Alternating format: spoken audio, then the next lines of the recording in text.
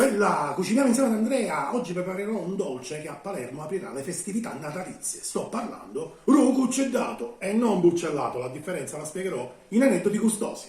Curiosi? E allora?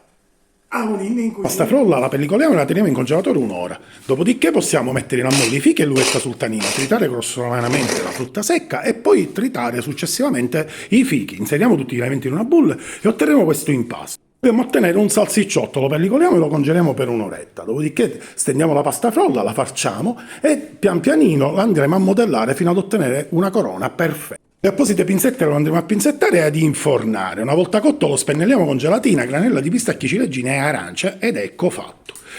Se volete un video più dettagliato dove troverete anche le dosi della ricetta e le tempistiche di cottura, vi invito a visitare la mia pagina YouTube cercando Cuccedato Andrea Matranga e Beddamati.